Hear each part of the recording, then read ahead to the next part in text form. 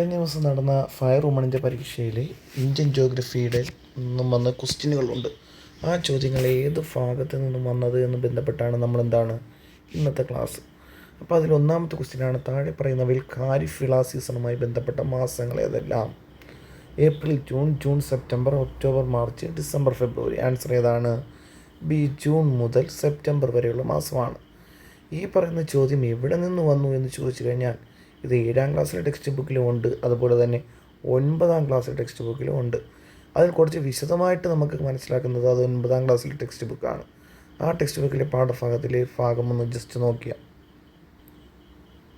ഇതാണ് ഭാഗം. നോക്കൂ, ഖാരിഫ് കാർഷിക വിള എന്ന് പറയുന്നത് ജൂൺ മുതൽ സെപ്റ്റംബർ വരെ എന്ന് തന്നിട്ടുണ്ട്. ഓക്കെയാണേ. അപ്പം അവിടുത്തെ പ്രധാന വിളകൾ എന്തെന്ന് ചോദിക്കും, അത് കൃത്യമായും പഠിക്കണം. ഇനിയുള്ള പരീക്ഷകൾക്ക് എന്താണ് അത് ആവർത്തിച്ച് ചോദിക്കാം. ഉഷ്ണമേഖലാ വിളകളായ നെല്ല്, പരുത്തി, ചണം, ബജ്റ, തുവര മുതലായവയാണ് എന്ത് ഖാരിഫ് വിള സമയത്തെ പ്രധാനപ്പെട്ട വിള. SCRT ആൻസർ മാത്രമേ പറയുന്നുള്ളേ. ഇനി അതിനുശേഷമാണ് എന്ത് റാബി വിള ഒക്ടോബർ മുതൽ മാർച്ച് വരെ, അതായത് ഒക്ടോബറിൽ ഇറക്കി മാർച്ചിൽ എന്താണ് വിളവെടുക്കുന്നതാണ് ഏത് റാബി വിളകൾ. അത് മിതോഷ്ണ ഉപോഷ്ണ വിളകളായ ഗോതമ്പ്, പയറുവർഗ്ഗങ്ങൾ, കടുക് വർഗ്ഗങ്ങൾ, ബാർലി മുതലായവയാണെന്ത് ഈ റാബി വിളകൾക്ക് ഉദാഹരണം. ഇനി അടുത്തതാണ് സെയ്ദ് വിളകൾ. സെയ്ദ് വിള എന്ന് പറഞ്ഞാൽ ഏപ്രിൽ ഇറക്കി നമ്മൾ ജൂൺ എന്ത് ചെയ്യുന്നു ആദ്യവാരം ഇതിൻ്റെ കൃഷി എടുക്കുകയാണ്. അത്തരത്തിലുള്ള വിളകളാണ് ഇത് സെയ്ദ് വിളകൾ.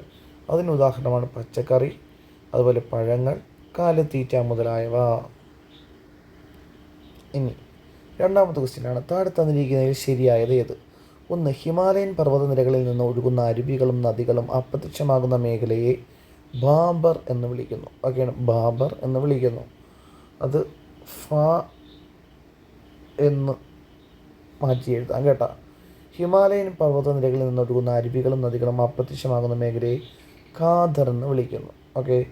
ഇനി 3. ഹിമാലയൻ പർവ്വതനിരകളിൽ നിന്ന് ഒഴുകുന്ന അരുവികളും നദികളും അപ്രത്യക്ഷമാകുന്ന മേഖലയെ ബാങ്കർ എന്ന് വിളിക്കുന്നു. ഓക്കെ.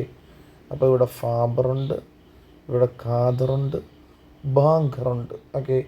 ഇനി പഴയ എക്കൽ നിക്ഷേപങ്ങൾ അടങ്ങിയ തരായി ബെൽറ്റിനെ ഫംഗർ എന്ന് വിളിക്കുന്നു. അങ്ങനെ ഫംഗർ എന്ന് വിളിക്കുന്നു. ഇതിൽ ശരിയായത് ഏത് എന്നാണ് ചോദ്യം. അപ്പോൾ നമുക്ക് ഇതിൽ ഇട്ടിരിക്കുന്ന ആൻസറിനെ കുറിച്ച് ചിന്തിക്കേണ്ട, നമുക്ക് നമ്മുടേതാണ്ട് ടെക്സ്റ്റ് ബുക്കിലോട്ട് നോക്കാം. അപ്പം ടെക്സ്റ്റ് ബുക്കിൽ നോക്കുന്ന സമയത്ത് നോക്കടാ, ഭൂപ്രകൃതി സവിശേഷതകളെ അടിസ്ഥാനപ്പെടുത്തി ഉത്തരേന്ത്യൻ സമതലത്തെ നമ്മൾ പ്രധാനമായും എത്രയായി തിരിക്കും? 3 മേഖലകളായി തിരിക്കും, വടക്ക് നിന്ന് തെക്കോട്ട്. അതാണ് ഇതൊക്കെ ഫാബർ, ടെറായി, എക്കൽ സമതലങ്ങൾ. ഈ മേഖലകൾ ഓരോന്നിൻ്റെയും സവിശേഷതകളാണ്. സിവാലിക് പർവ്വതനിരയ്ക്ക് സമാന്തരമായി അതിൻ്റെ തെക്ക് ഭാഗത്ത് കാണുന്ന ഭാഗമാണിത് ഫാബർ. അങ്ങനെ സിവാലിക് പർവ്വതനിരയ്ക്ക് സമാന്തരമായി അതിൻ്റെ തെക്ക് ഭാഗത്ത് കാണപ്പെടുന്ന ഭാഗമാണിത് ഫാബർ എന്ന് പറയുന്നത്. ഇത് സിവാലിക് മലയടിവാരത്തിന് സമാന്തരമായി ചരിവ് അവസാനിക്കുന്നിടത്ത് നിന്നും, അതായത് ഈ മലയാണെങ്കിൽ മല അവസാനിക്കുന്നിടത്ത് നിന്നും 8 to 10 കിലോമീറ്റർ, 8 മുതൽ 10 കിലോമീറ്റർ വരെ എന്താണ് വിസ്തൃതിയുള്ള ഇടുങ്ങിയ ഭൂഭാഗമാണ് ഇത് ഫാബർ. അപ്പോൾ ഈ പറയുന്ന പർവ്വതത്തിൻ്റെ തൊട്ട് താഴെയായിട്ട് കിടക്കുവാണ്. അപ്പോൾ പർവ്വതത്തിൽ നിന്ന് താഴോട്ട് വരുന്ന നദികൾ എന്താണ് കൊണ്ടുവരുന്ന ഉരുളൻ കല്ലുകളും പാറകളും നിക്ഷേപിക്കപ്പെട്ടാണ് എന്ത് ഈ സമതല ഭാഗം രൂപപ്പെട്ടിട്ടുള്ളത്. ഓക്കെയാണ്. ഈ ഉരുളൻ കല്ലുകളുടെയും പാറകളുടെയും അടിയിലൂടെ നദികൾ ഒഴുകുന്നതിനാൽ നദികൾ ഈ ഭാഗങ്ങളിൽ ദൃശ്യമാകുന്നില്ല. അപ്പോൾ ഫാബർ എന്ന ഭാഗത്താണെന്ത് നദികൾ അപ്രത്യക്ഷമാകുന്നത്. നമ്മുടെ സ്റ്റേറ്റ്മെൻറ്റിലൂടെ നോക്കാം. ഫാബർ എന്ന് പറയുന്ന ഭാഗത്ത് നദികൾ അപ്രത്യക്ഷമാകുന്നു. അപ്പോൾ ഇവിടെ ഫാബർ എന്നത് എന്താണ്? നമ്മൾ ഓപ്ഷൻസ് മാത്രം നോക്കുന്ന സമയത്ത് ഇവിടെ ബാബർ എന്നാണ് തന്നിരിക്കുന്നത് അല്ലേ? ഇവിടെ ബാബർ തന്നിരിക്കുന്നു, ഇവിടെ ഖാദർ തന്നിരിക്കുന്നു, ബാങ്കർ തന്നിരിക്കുന്നു. ഓക്കെയാണേ. ഇതിൽ ഫാബർ എന്നെന്ത് തന്നിട്ടില്ല, ഇതിൽ വേഡ് തന്നിട്ടില്ല. അപ്പോൾ ഇത് നമ്മളൊന്ന് ആലോചിച്ച് നോക്കണേ. ഫാബർ എന്നത് എന്ത് ചെയ്യുന്നില്ല, വേഡ് തന്നിട്ടില്ല. ഫാബർ എന്ന് നമുക്ക് ഇംഗ്ലീഷിൽ ഇങ്ങനെ എഴുതാം. എത്രയൊന്ന് മനസ്സിലാക്കി വെച്ചേക്കാം. ഇനി നമ്മൾ അടുത്തതായിട്ട് നോക്കുവാണ്. അപ്പം ഈ പറഞ്ഞ ഹിമാലയൻ നദികൾ അപ്രത്യക്ഷമാകുന്ന മേഖലയെ ഒരിക്കലും ഖാദർ എന്ന് വിളിക്കത്തില്ല, ഒരിക്കലും ബാങ്കർ എന്നും വിളിക്കത്തില്ല. ഓക്കെയാണേ. ഇനി അടുത്തതാണെന്ത്, പഴയ എക്കൽ നിക്ഷേപങ്ങൾ അടങ്ങിയ തരായ് ബെൽറ്റിനെ ഫംഗർ എന്ന് വിളിക്കുന്നു എന്നതാണ് അടുത്ത സ്റ്റേറ്റ്മെൻറ്റ്. അത് നോക്കാം. ഓക്കെ, അപ്പോൾ ഫാബർ മേഖല കഴിഞ്ഞാലുള്ളടാ, അത് കഴിഞ്ഞിട്ട് അതിന് സമാന്തരമായി ഏകദേശം 10 കിലോമീറ്റർ മുതൽ 20 കിലോമീറ്റർ വരെ വീതിയിൽ കാണപ്പെടുന്ന വെള്ളക്കെട്ടുള്ള ചതുപ്പ് നിലങ്ങളാണ് ടെറായ്. അപ്പം ടെറായ് നമുക്കുള്ള ഓപ്ഷനിൽ ഇല്ല. അപ്പോൾ ഫാബർ മേഖലയിൽ അപ്രത്യക്ഷമാകുന്ന നദികൾ ഏത് ടെറായ് മേഖലകളിൽ പുനർജനിക്കുന്നു. ഓക്കെയാണേ. ഇനി ടെറായ് മേഖലയിൽ സമ്പുഷ്ടമായ സ്വാഭാവിക സസ്യജാലങ്ങളും ധാരാളം ജീവിവർഗങ്ങളുമുണ്ട്. അടുത്ത പോയിന്റ്, ടെറായ് മേഖലയ്ക്ക് തെക്കായി പുതിയതും പഴയതുമായ എക്കൽ നിക്ഷേപങ്ങളാൽ രൂപപ്പെട്ട സമതല ഭാഗത്തെ വിളിക്കുന്ന പേരാണെന്ത്, എക്കൽ സമതലങ്ങൾ. ഇതിൽ പഴയ എക്കൽ നിക്ഷേപങ്ങളെ ഫംഗർ എന്നും പുതിയ എക്കൽ നിക്ഷേപങ്ങളെ ഖാദർ എന്നും അറിയപ്പെടുന്നു. അപ്പം പഴയ എക്കൽ നിക്ഷേപത്തെ അറിയപ്പെടുന്ന പേരാണ് ഫംഗർ. ഒക്കെയാണേ. ഇനി നമ്മുടെ ചോദ്യത്തിലോട്ട് നമുക്ക് പോവാം. ഇവിടെ നോക്കടാ, ഞാൻ പറഞ്ഞു പഴയ എക്കൽ നിക്ഷേപത്തെ എന്തെന്നറിയപ്പെടുന്നു, ഫംഗർ എന്നറിയപ്പെടുന്നു. അപ്പം 4 പക്ക ശരിയല്ലേ? അപ്പം 4 ശരിയായിട്ട് വരുന്ന ഒരു ഓപ്ഷനേ ഉള്ളൂ, അത് സി ആണ്. അപ്പം പക്ഷേ ഇവിടെ കറക്റ്റ് വേർഡ് എന്താണടാ, അത് ഫാബർ എന്നതാണ് SCERTയിലെ കറക്റ്റ് വേർഡ്. പക്ഷേ ഫാബർ എന്നത് ഒരു പക്ഷേ അവർ പ്രൊനൗൺസ് ചെയ്യുന്നത് ബാബർ എന്നാവാം. അതുകൊണ്ട് നമുക്ക് 4 ശരിയാണ്. അപ്പം 4 ഉൾപ്പെട്ട ആൻസർ അല്ലേ എഴുതാൻ പറ്റത്തുള്ളൂ. 4 വരുന്നത് ഒരേ ഒരു ഓപ്ഷനിൽ മാത്രമേ ഉള്ളൂ താനും. ഓക്കെയാണേ. അപ്പോൾ അതുകൊണ്ടെന്ന് 1ഉം 4ഉം വരുന്ന സി നമ്മൾ ആൻസറായിട്ട് എടുത്തിരിക്കുന്നത് അങ്ങനെയാണ് കേട്ടോ.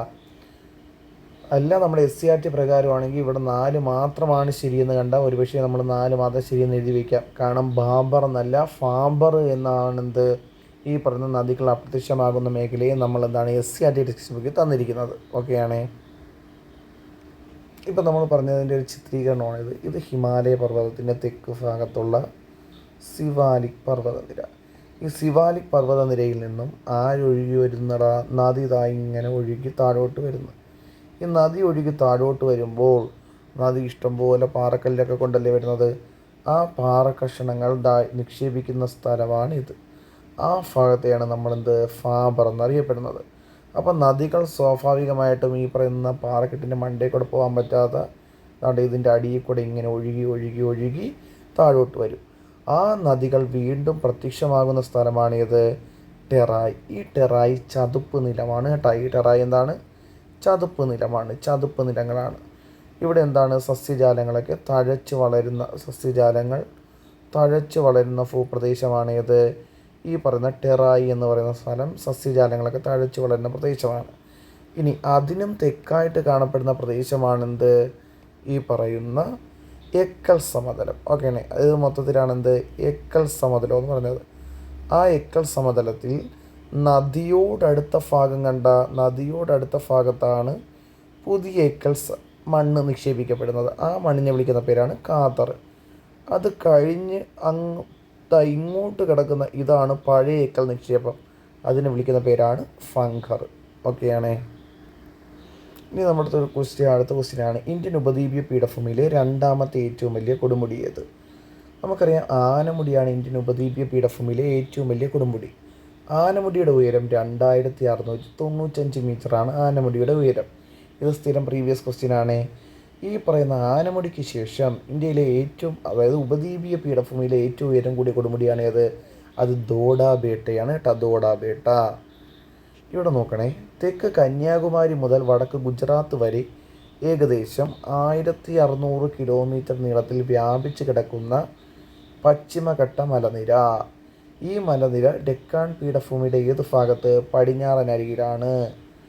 വടക്ക് നിന്നും തെക്കോട്ട് പോകുമ്പോൾ ഈ പറയുന്ന പർവ്വതനിരയുടെ ഉയരം കൂടി വരുന്നു. ഇമ്പോർട്ടൻ്റ് പോയിൻ്റാണ്. ഉപദ്വീപ് ഇന്ത്യയിലെ ഏറ്റവും ഉയരമുള്ള കൊടുമുടിയായ ആനമുടി പശ്ചിമഘട്ടത്തിലെ ആനമലയിൽ സ്ഥിതി ചെയ്യുന്നു. ഇനി കേരളത്തിൽ ആനമല, ഏലമല എന്നീ പേരുകളിൽ അറിയപ്പെടുന്ന പശ്ചിമഘട്ടം കർണാടക, തമിഴ്നാട് ഭാഗത്ത് നീലഗിരി എന്നും മഹാരാഷ്ട്രയിൽ സഹ്യാദ്രി എന്നും അറിയപ്പെടുന്നു. ഇനി തമിഴ്നാട്ടിലെ നീലഗിരി നിരയിൽ ഉൾപ്പെട്ട ദോഡാബേട്ട. ദോഡാബേട്ട ഈ മേഖലയിലെ പ്രധാനപ്പെട്ട ഒരു കൊടുമുടിയാണ്. അതിൻ്റെ ഉയരം ചോദിച്ചാൽ 2637 മീറ്റർ ആണ്. നോക്ക്, ആ ദോഡാബേട്ട ഇവിടെ ക്വസ്റ്റ്യനിൽ തന്നിരിക്കുന്നു. അപ്പം ഇതിൽ നിന്നാണ് ഈ ദോഡാബേട്ട എന്താണ് നമ്മുടെ ചോദ്യത്തിലോട്ട് വന്നിരിക്കുന്നത് കേട്ടോ. അതിന് കൃത്യമായിട്ട് എന്ത് ചെയ്യുക, മനസ്സിലാക്കി പഠിക്കണേ. ഓക്കെ, ഇതിൽ അടുത്ത ലാസ്റ്റ് ക്വസ്റ്റ്യനാണ്. ചിത്രശലഭ സങ്കേതമായി പ്രഖ്യാപിച്ച കേരളത്തിലെ വന്യമൃഗ സങ്കേതം ഏത്? ഇതൊരു കറണ്ട് ക്വസ്റ്റ്യനാണ് കേട്ടോ. അപ്പോൾ അടുത്തിടെ ചിത്രശലഭ സങ്കേതമായി പ്രഖ്യാപിച്ചത് ആരെയെന്ന് ചോദിച്ചാൽ അത് ആറളം വന്യജീവി സങ്കേതമാണ്. ഏതാണ് ഉത്തരം? അത് ആറളം വന്യജീവി സങ്കേതമാണ് കേട്ടോ. ആറളം. ഈ ആറളം വന്യജീവി സങ്കേതം കേരളത്തിലെ ഏത് ജില്ലയിലെന്ന് ചോദിച്ചാൽ കണ്ണൂർ ജില്ലയിലാണ്. അപ്പം കണ്ണൂരിൻ്റെ സൈലൻറ്റ് വാലി എന്നറിയപ്പെടുന്നത് എന്ന് ചോദിച്ചാൽ ആരെയാണ്? അത് ആറളം വന്യജീവി സങ്കേതത്തെയാണ്. ഈ ആറളം വന്യജീവി സങ്കേതം സ്ഥാപിതമായത്, അതായത് വന്യജീവി സങ്കേതമായി പ്രഖ്യാപിച്ച വർഷം 1984. ഓക്കെ, ഇനി PSC ഇതുമായി ബന്ധപ്പെട്ട് ചോദിക്കാൻ പറ്റുന്ന ക്വസ്റ്റ്യനാണ്. കേരളത്തിൻ്റെ വടക്കേ അറ്റത്തെ വന്യജീവി സങ്കേതം ഏത്? കേരളത്തിൻ്റെ വടക്കേ അറ്റത്തെ വന്യജീവി സങ്കേതം ചോദിച്ചാൽ ഏതാണ്? അത് ഈ ആറളം വന്യജീവി സങ്കേതമാണ് കേട്ടോ. നമ്മൾ നേരത്തെ പറഞ്ഞ പശ്ചിമഘട്ട മലനിര ഉണ്ടല്ലോ, പശ്ചിമഘട്ട മലനിരകളിലാണ് ഇത് ആറളം വന്യജീവി സങ്കേതം സ്ഥിതി ചെയ്യുന്നത്. ഈ ആറളം വന്യജീവി സങ്കേതത്തിലൂടെ ഒഴുകുന്ന ഒരു പുഴയുണ്ട്. ആ പുഴയുടെ പേരാണ് ചീങ്കണ്ണിപ്പുഴ കേട്ടോ. ചീങ്കണ്ണിപ്പുഴ ആറളം വന്യജീവി സങ്കേതത്തിലൂടെ ഒഴുകുന്ന നദിയാണേത്? ഈ പറയുന്ന ചീങ്കണ്ണിപ്പുഴ. ഓക്കെയാണേ. അപ്പോൾ നമുക്കുള്ള പരീക്ഷയ്ക്ക് ചോദിക്കുന്ന ചോദ്യങ്ങളെല്ലാം SCRT പോർഷനുകളിൽ നിന്നാണ് വന്നത് എന്ന് മനസ്സിലായല്ലോ. നമ്മൾ ആദ്യം പറഞ്ഞ 3 ചോദ്യങ്ങളും എന്താണ്? SCRT ടെക്സ്റ്റ് ബുക്ക് 9ാം ക്ലാസ്സിലെ സോഷ്യൽ സയൻസസ് ടെക്സ്റ്റ് ബുക്കിൽ നിന്നാണ് വന്നത് കേട്ടോ. അപ്പം PSCക്ക് ഏറ്റവും ഇഷ്ടപ്പെട്ട ഒരു ടെക്സ്റ്റ് ബുക്കാണെന്ത്? SCRT 9ാം ക്ലാസ്സിലെ സോഷ്യൽ സയൻസ് പുസ്തകം. ഓക്കെ.